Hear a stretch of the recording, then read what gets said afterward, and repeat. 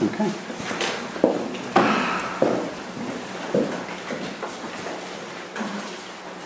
Hello.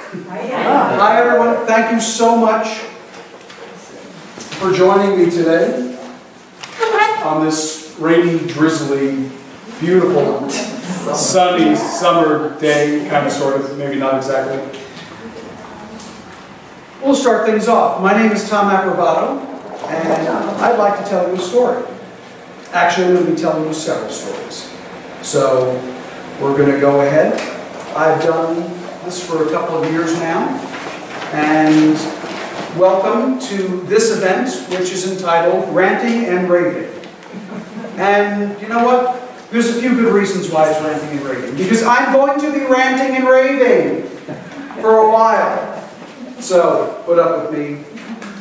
Feel free. The exit's over there. The guard dogs are waiting outside if you do step out. But I'll warn you now. This is one, I might be pulling some punches, maybe not. You're all fair game. I'm just telling you that. Don't get too worried about it.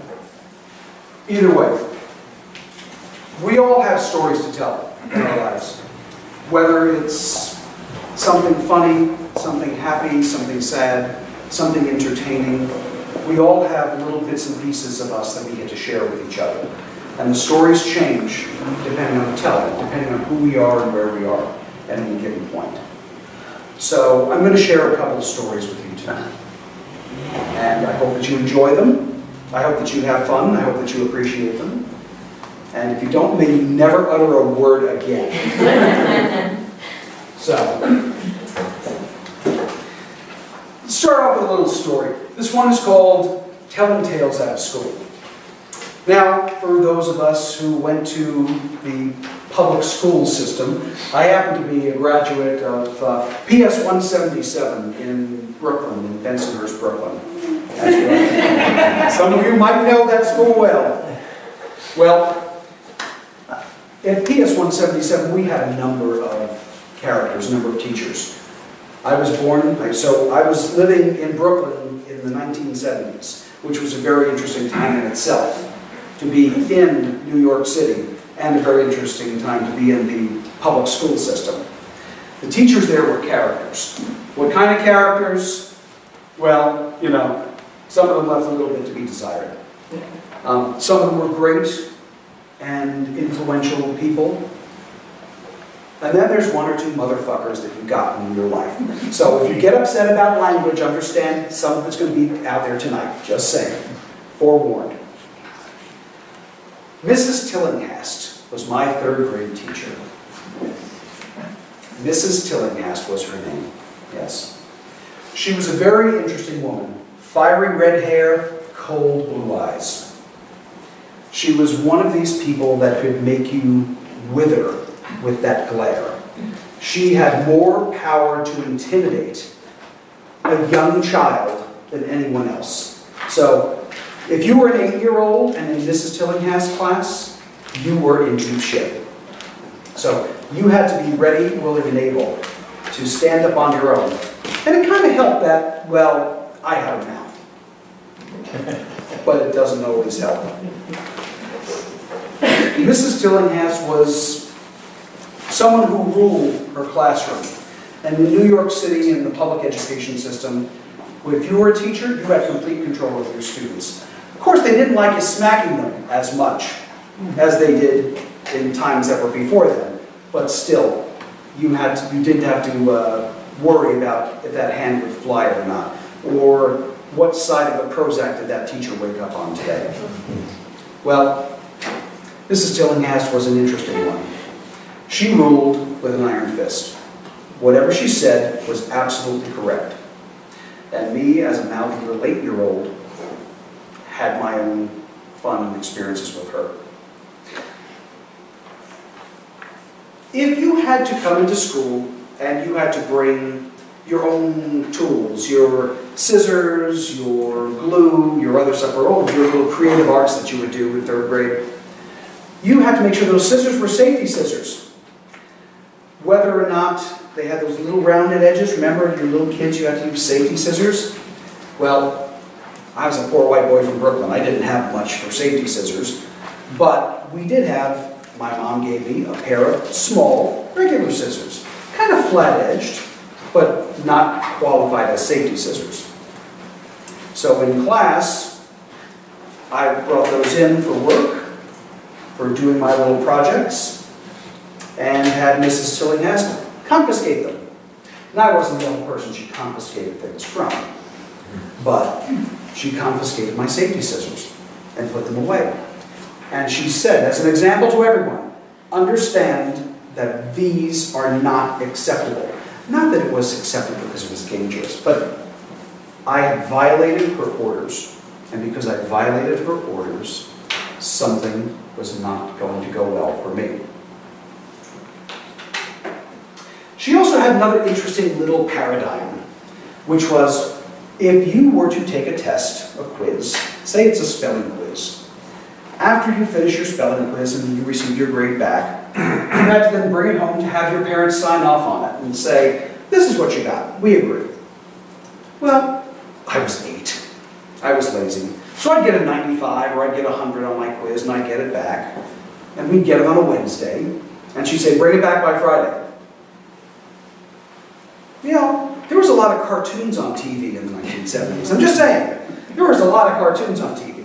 So occasionally I would forget and I would bring it back and I would be granted a 0 on that quiz because it wasn't signed. So the 100% that I got on my quiz turned into a 0. Well, Mom came up for parent-teacher night. And parent-teacher night, my little Irish mom, who some of you have had the pleasure of meeting, she had a mouth like she had a mouth that could make a sailor blush. You know, she was about 5'0", and you wouldn't want to tangle with her if you were 7 foot tall. Well, Mom came up there for parent-teacher night, and she was asking, why are his grades so bad?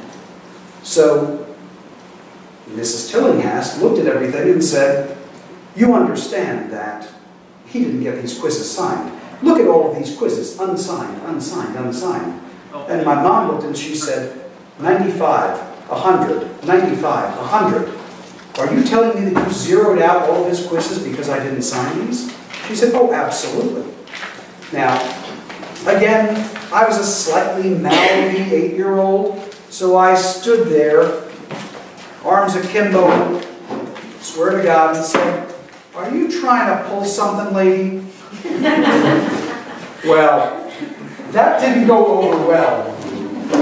You would have thought that I had said something horrible about her sainted mother. But my mom was there to back me up. And I knew that my mom was going to stand up for me. And she did. She said, that's right, I want to know.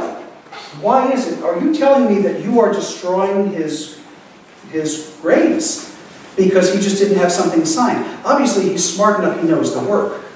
But maybe he is a little lazy. Maybe we need to focus on that. Well, one would think that it would have ended there. This was a Friday parent-teacher conference. Monday, Tom came into school. And Mrs. Tillinghast was ready. She'd had the entire weekend to sit and stew and let this ruminate in her head on what was going to happen. So, we all came in, we took our places, we sat down in class, and we were there, and she was dead silent. And just everyone knew we were going to be in for something. So she stood in the front of the class finally, and she said, I want you all to know that someone here thought that their attitude was going to be better than mine. Someone here thought that they were better than me. Someone here was rude to me. Someone here tried to embarrass and humiliate me. Someone here, and she stared right at me in front of the entire classroom, owes me an apology for being disobedient. It was something out of Matilda. And here this woman was, her fiery red hair, her cold blue eyes staring right into mine. She never said my name. She never said it was Tommy that had done this. but everyone knew. She harangued me continually for the next 3 days in the classroom. When I walked in, she would say, "I'm assuming that someone has yet to issue a formal apology, and I think that person needs to stand up in front of this class and do so now." I held out for 3 days, but I was 8. And so finally, I felt I had to do what I had to do. So I went. I stood up in front of the class, in front of everyone, and in front of to her. I said, "I'm sorry, Mrs. Tillinghast. I was rude to you. I will never do it again." And she had that air of smug satisfaction. She had done what she wanted to do. It wasn't that I had yelled at her. It wasn't that I got a cocky little attitude from an 8-year-old. It was that I had stood up to her rules. And that's what it was all about, was the rules. Her rules. I never forgot that woman, and I never forgot that day. But you know what? Time goes on. A number of years later, I came back to visit my family in Brooklyn, the 3-family house that my family owned.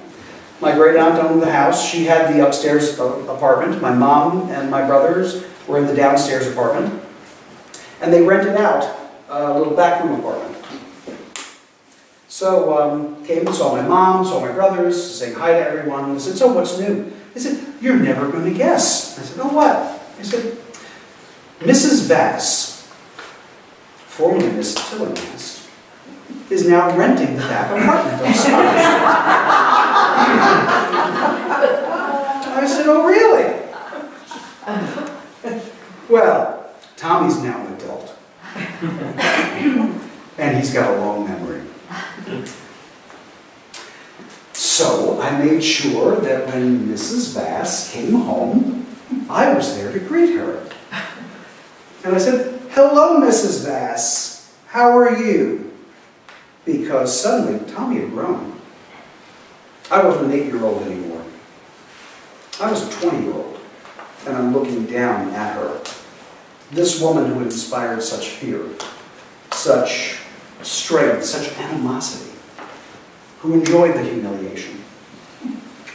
Those eyes were still there. That red hair was still there. The eyes were a little softer.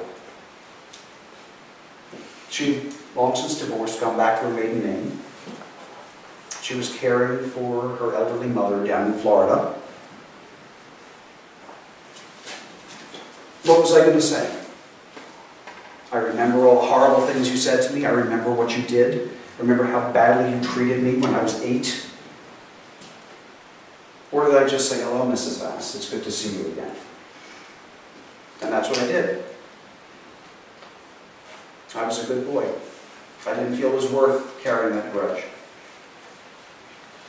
However, on one of her trips to Florida, I went into my aunt's apartment. I had the key for that. And I took the extra key to Mrs. Vass's apartment.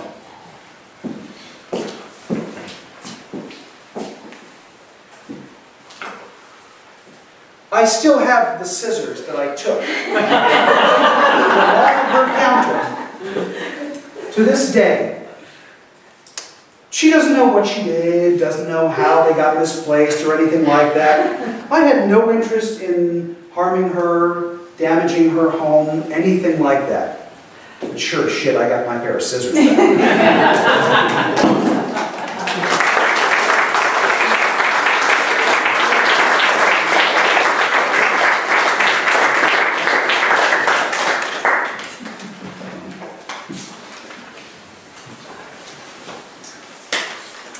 For those who've ever heard or listened, I know in the past I've come and I've recited some of my poetry for you before.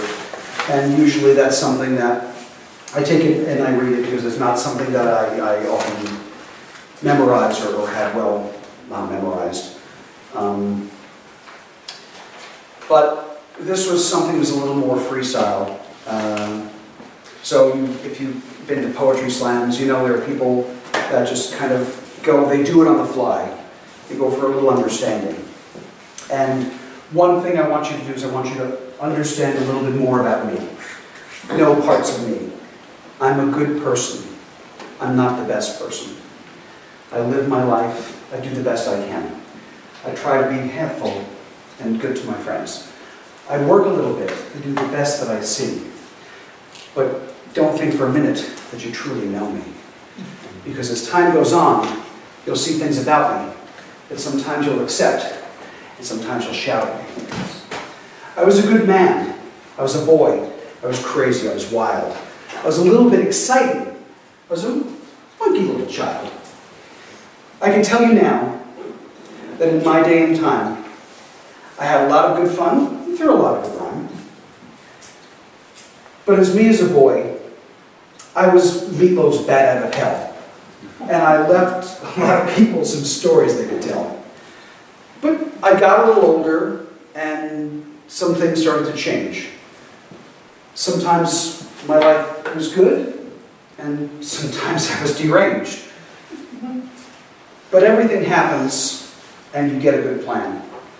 You find a good partner, you find a good man. You get true to yourself. You become a better person in life. You push away all the garbage, but you still deal with the strife. And there are times that I had those challenges true, and I stood before people without a clue what to do. And this is one of those times, because I'm standing here now, and I want to talk to you and show you what it's like to be moi. But here I am now, and I've seen times change. I've dealt with the hard times and a little bit of the strange. When I come up to you and I see you before me, it's like a flower that beckons and something to restore me. I've faced many trials, and the times were bad. And Meatloaf was back, but it was 2 out of 3 bad. I settled down, I developed a good life, I took a good partner, we had a nice life. Things happened bad. The world had to change. It wasn't always the worst, but it did get deranged. And those times that I felt it, the times I had need, the times I absorbed, the strength and the feed, it pulled them to me, pulled my friends ever closer. I didn't know what to do. I felt like a loser. And the worst time of my life, when my tears hadn't dried, someone turned and said to me, "It should have been you that had died."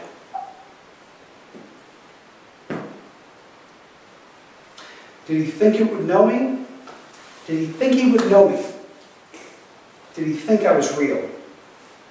That this was going to break me? Show me something to feel?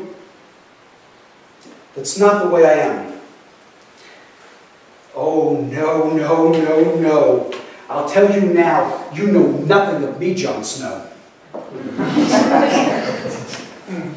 I will not break, and I never will bend. And I was glad to find out that he was never a friend.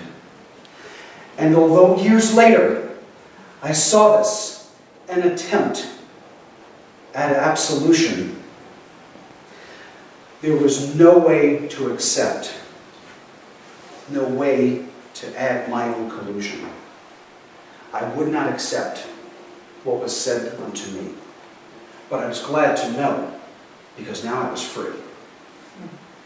There are friends in your life, there are those that you'll have, that are going to stick with you, and those that don't, let them land. Because I cried out to heaven, And I said, make it so. And the heavens responded. But the answer was no. But that's okay here, because I'm standing before you. And in the sound of my voice, these few words I implore you. If you'll ever understand me, and you'll ever take a moment for yourself, don't compartmentalize your anger. Don't stick it all on that shelf, because it'll come back to haunt you. And this is not something you want. This is something to push away. Don't get skinny and gaunt.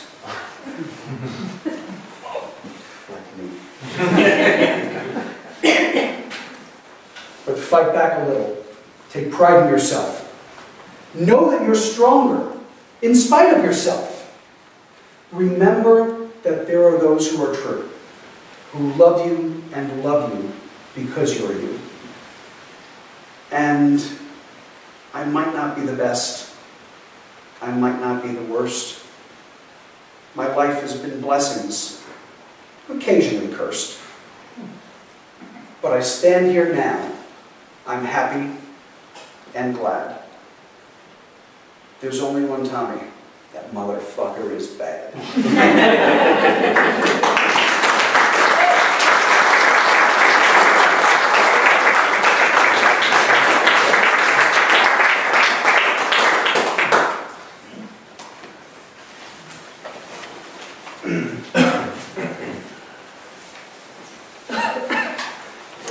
Before we begin, please understand that no flash photography is allowed.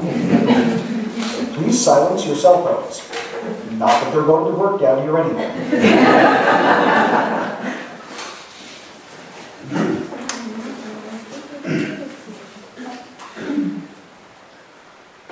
Ladies and gentlemen, I'm glad that you're here today on this sad, sad and auspicious occasion.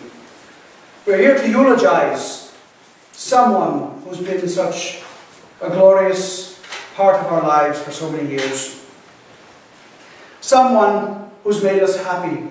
Someone who brought us inspiration, love, understanding, feeling, compassion. Someone who stood above all others. A man who strode across this world from coast to coast, side by side, and stood up as truly only one could.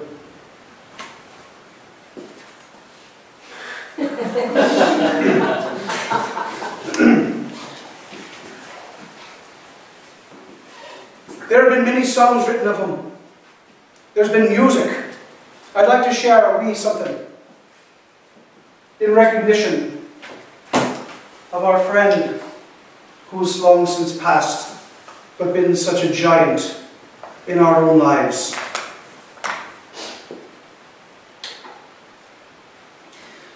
Some of you will recognize the music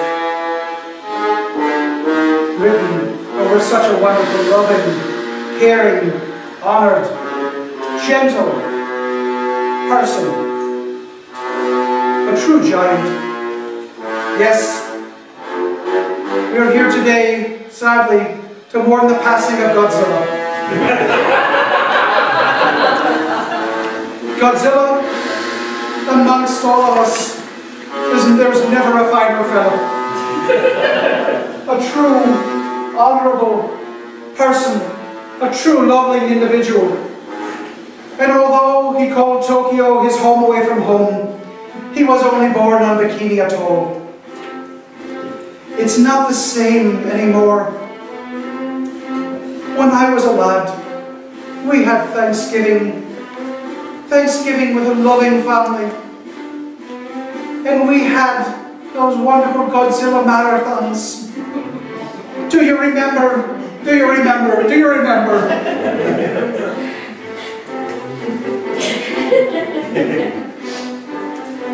Godzilla came into our homes and into our lives.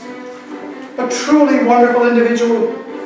Whether he was fighting King Kong, King Hedorah, whether he was fighting the smug monster or that great pretender Mechagodzilla.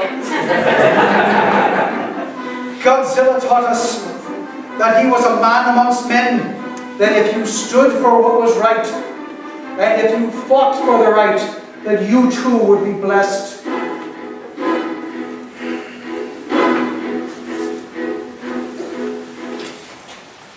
I'm sorry, I don't mean to get emotional. Godzilla meant more to me than you could possibly imagine. As a child, he was my inspiration. Even his little son, baby Minya, who would sit around and go, wah, wah, wah, wah. It moved me. I'm sure it still moves you. But he taught Minya that sometimes, even on Monster Island, you've got to be able to stand up for yourself against those who do wrong. You've got to be brave enough to stand up and fight for what's absolutely right. Your right to party. And even with the joys that we had and the sadness, the times that Godzilla seemed lost to us, there was always a sequel. Whether he was hanging out with his lost friends on Monster Island, if it was Mothra, if it was Rodan, we always had friends. I mean, don't you all wish you had two little Japanese ladies at your feet singing to you? But I digress. Godzilla touched our lives. He destroyed a few cities along the way, maybe one or two continents, a few $1 billion worth of damage. But that's not the point, though, is it? The point was that Godzilla was always there for us, and we needed to be there for him as well. And now, we've reached that point where we must say goodbye to our own and dear, dear friend. He who strode across the continents, swam the seas, and became an integral part of our lives. He's going to be missed, but by none more than me.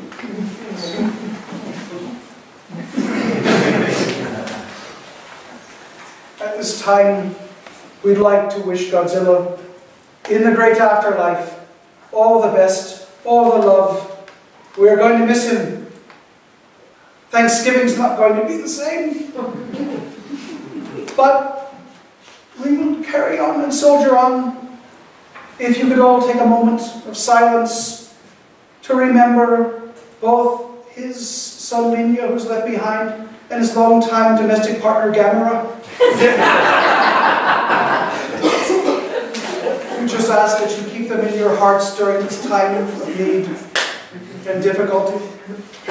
And for the rest of us here at Beth Temple Israel, we ask that you also stay behind for a little nosh we're going to have later. God bless you, Godzilla. You're always going to be there.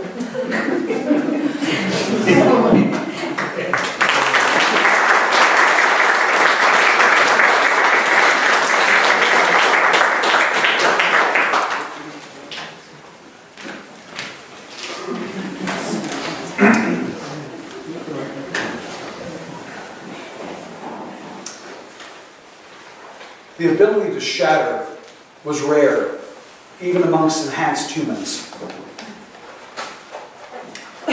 So it seemed was also the ability to love. And yet, I was able to experience both in my lifetime.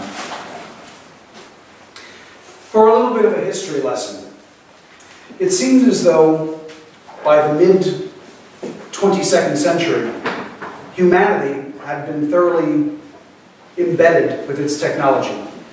Human technological implants had long since been occurred, and many of us had those implants done, even at the earliest of ages. So time would change. And what was most remarkable, though, was the change that occurred in humanity. It seemed almost as if humanity was waiting for that additional technological spark to create the next level of human mutation and development. So, even when young children had their initial implants to be able to access the general World Wide Web, and they had their own netware implanted, the development that came afterwards, the spontaneous human development and change, was absolutely astonishing. It started small at first, such as the ability to have enhanced vision. Those people who had the technology implants at first were called modified humans, mods. Mods themselves were just humans with the substantial implants. And eventually you had your artificial organs came in, and then artificial eyes were then developed. But what really happened was the change when the ENnies came along. People like me, enhanced humans. So by the early 2100s, enhanced humans were rolling all across the world. Enhanced humans, those who still have mechanical devices implanted, but who have natural abilities, enhanced eyesight, spontaneous organ regeneration, the ability to heal substantially. There are those like me who can also free hack, which is I can network into any human or systematic implant without the use of any other technology. That's my natural ingrained ability. There are others. There are also water breathers, people who have the ability to breathe both air as well as water. There are many changes that have occurred in humans. But there are two of the more rarer kinds I'll tell you about now. Those who have the ability to shatter, which is essentially two human linked, but they're able to teleport, snap, shatter, time and space, create a portal from one area to another, defined by the link between the two parties. And then there are people like me. I don't talk about it either very much, just because I don't want the North American Federation government getting too much information about me. But I have the ability to charge. I can charge.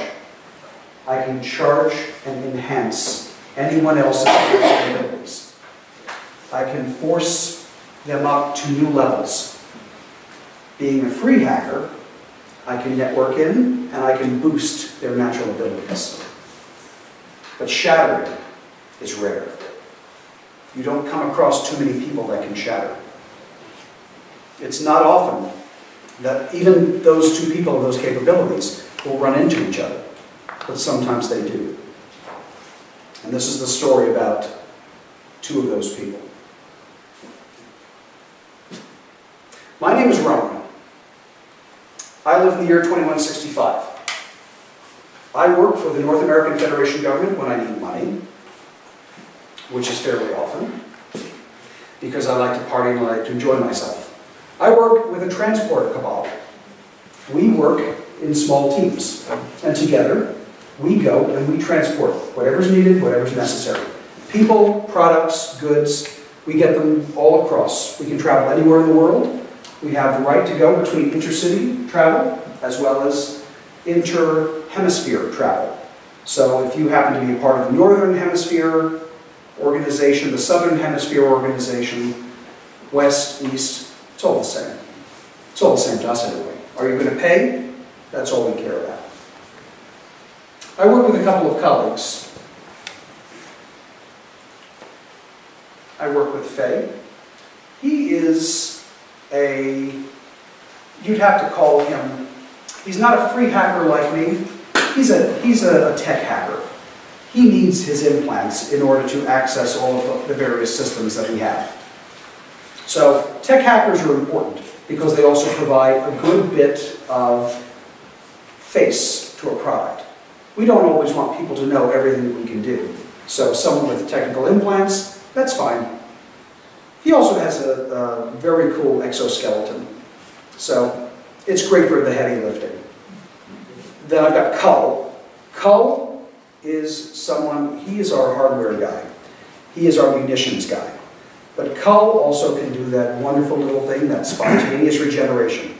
He's the one that I want standing in front of me if somebody else has a gun. Because you can shoot him and he can regenerate and just spit the bullets back out. Of course, the problem with those people with spontaneous regeneration is they tend to overstep their boundaries and get themselves blown up and killed. Because there's still only so much you can generate. Then there was Dina and Molly. And they were my friends. And they could shatter. Dina and Molly were an interesting item. They were a same-sex duo. And in this day and age, that's fairly common. Same-sex, multi-sex, opposite sex, singles, duos, triples. There's all kinds of different unions that you can have these days. People have long since given up on those problems or concerns. But these two were a couple. And I've always asked Dina, how did you meet? Because did they become a couple first and then find out that they themselves were linked? Or were they naturally drawn to each other because they could link? It was very confusing to me, and it might be confusing to you. But what was more confusing was that they really loved each other, and they cared about each other. And in this day and age, that's not as common. You just don't see that. You'll go from your duo marriage here, your trio marriage there, but these two were just hooked together and inseparable. But they were happy, and they helped make us money. Because when Dina and Molly shattered, I could charge them. And I could charge them like never before, so that we could go across large distances, much larger distances than ever before. But we kept that side of things quiet. We didn't want everyone to know what we could do completely as a cabal, as a unit, because, hey, the government starts hearing about this, and the one thing they can't do is you can't completely separate two shatterers, because if you separate them, they can always pull back. If one dies, you can't ever reconnect. So they've never been able to do anything. So people like that are off limits. Chargers, though, they find out about us. We just become a cog in the machine. They can use us and burn us out because they can force us to work and do anything they want. So as long as Dina and Molly kept my secret, we were good. And we did a lot of work together. What we had, though, was one tough time. We had just finished completing a really big, long haul. And I always had the hots for Molly. We were friends. That's okay. But she was with Dina. But Dina was doing the heavy lifting on this haul. She was the one doing the actual heavy link and the heavy transport. So it was kind of surprising when after everything was done and we were checking our accounts to make sure the payments had gone through, that Molly's the one that collapsed.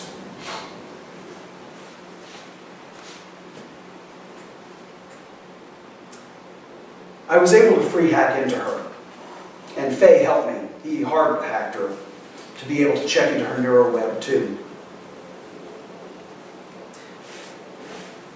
You would think in this day and age that cancer doesn't exist, but it does. And it still works, and it still gets you. The only people that are immune to it are people like Cole. Never gets sick, never gets a problem, never has a physical damage. Of course, he'll still blow himself up one day because he's an idiot. But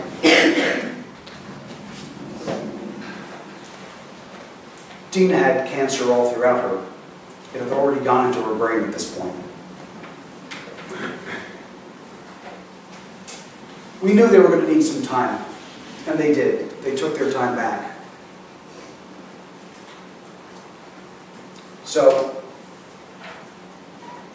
Dina asked me if I would be willing to do them a favor one day. She said, I'm going to ask you this. I'm going to need you to help me when the time comes. Of course I agreed, because we worked well together. And they were my friends. As Molly got sicker, they completely withdrew. Until finally I got the call on my comm saying that she had passed. It was a small funeral, and it was a sad time. Molly's friends were there, her family, Dina's family had come as well. And as we were leaving, Dina asked me again. She said, "You remember the promise?" I said, "Of course I remember my promise. Whatever you need, whenever you need." It was a few weeks later when she called me, and Dina asked me to meet her at what I'll always refer to as Molly's Park. That's where they scattered her ashes. That's where she and Dina had first met. And I said, "Okay." And she said, "I need you to do me a favor." And then she told me. And when I was done crying, I said, "Yes, I will fulfill my promise. You asked, I will." A week later, I met Dina again at Molly's Park, over by the tree where they had first met each other. And at that point, when she was ready, I free-hacked into Dina's brain, and then I hypercharged her entire system. I've never gone this far before. I was completely embedded in her mind, in her thoughts. I needed to power her as she's never been powered before. And I could feel her mind working, and I could feel the energy building, and the clarity of thoughts, and the power of her emotions.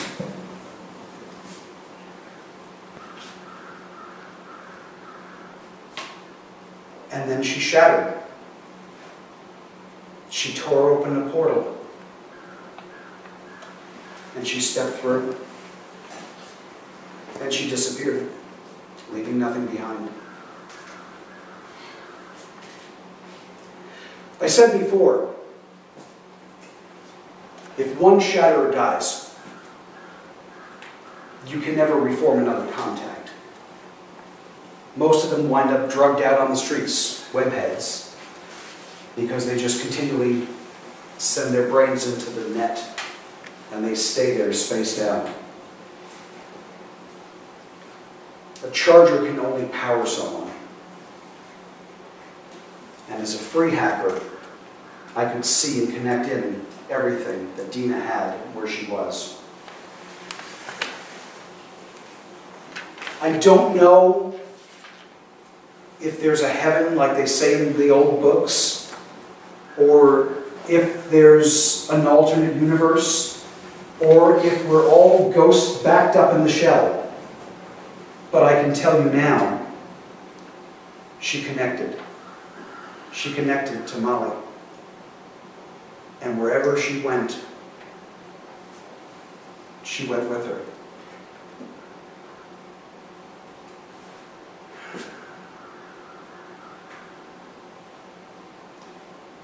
You'd think this would be a sad story, but it's not. Because it makes me know that there is love to be found out there. Love that's lasting, love that's true, love that can endure. I actually started dating a water breather. Just saying. It's been interesting, you know. We have a lot of beach time. That's okay. I still work with Cull and Faye. Cull is an idiot. Again, he's going to get himself killed. But I feel better about the opportunities that are out there, because I know, having touched into Dina's mind and having felt that love, I know it's real, and I want to have it one day for myself.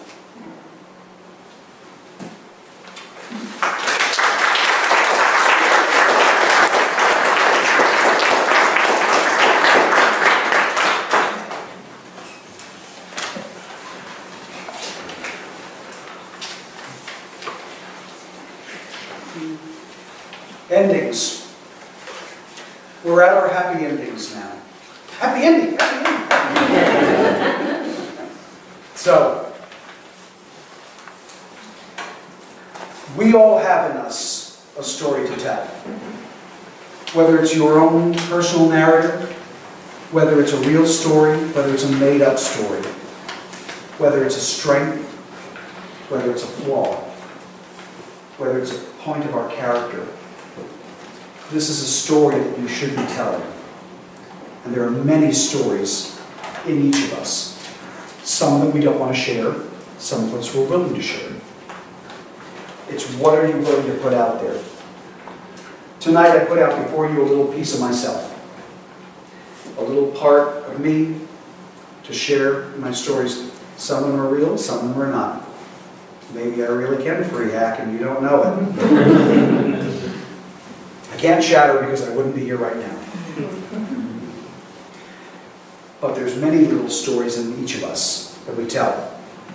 And what I want you to take with you tonight as part of the story is the desire that I have. I want each of you to find whatever little story it is you want to share with somebody else and tell it. Tell it now while the person and the people around you are alive and here and able to hear your voice. Say it now. Rant and rave. Get it out of your system for heaven's sake. Don't let it fester. Don't let it sit there. We have a lot of wonderful, good stories in us. Even if it's that time when you were young and growing up and you wanted to share that little information and say, do you know when I did this when I was 5 years old? Tell that story. Tell that to your nieces and nephews, your children, your grandchildren, your dogs, your cats. My dogs have heard more stories than you can care about. And they still live with me. Only occasionally do they try and run away. But get those stories out. Tell them now. Share them with your friends. Share them with your family. Let them know. Everyone has a story to tell. What's yours?